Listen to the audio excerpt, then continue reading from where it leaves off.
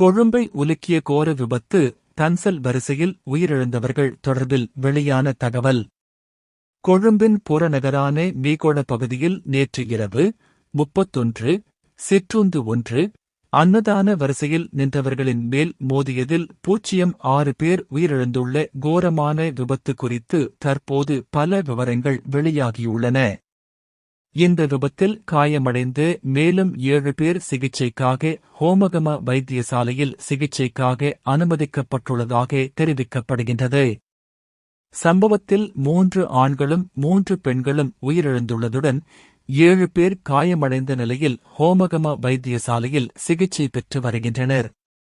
இதன்போது தானசாலை வரிசையில் நின்றிருந்த 15, 32 மற்றும் 56 வயதுடைய 3 பெண்களும் 35, 38 வயதுடைய 3 ஆண்களும் உயிரிழந்துள்ளதாக தகவல்கள் வெளியாகியுள்ளன.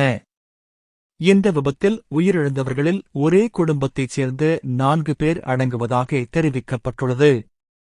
பிலியந்தல வெவல பள்ளிய வீதியைச் சேர்ந்த 56 வயதான பி. இந்திராணி என்ற பெண், அவரது 35 வயதான மகள் நவிஷா நிலாக்ஷி, அவரது 38 வயதான மருமகன் லசிகா பிரியங்கர நனயக்கரா மற்றும் உயிரிழந்த பெண்ணின் சகோதரரின் 15 வயதான மகள் ஆகியோர் உயிரிழந்துள்ளனர். இவ்வாறு உயிரிழந்தவர்களில் தம்பதியினரும் உள்ளடங்கியுள்ளதாகவும் பெண்ணும் அவரது கணவரும் அவிசாவல்லவைச் சேர்ந்தவர்கள். சனிக்கிழமையன்று பிலியந்தல பள்ளிய வீதியிலுள்ள தங்கள் பெற்றோர் வீட்டிற்கு செல்வதற்காக ஒரு முச்சக்கர வண்டியில் பயணம் செய்து கொண்டிருந்த போது வழியில் வரிசையில் காத்திருந்த போது இந்த விபத்து நிகழ்ந்துள்ளது.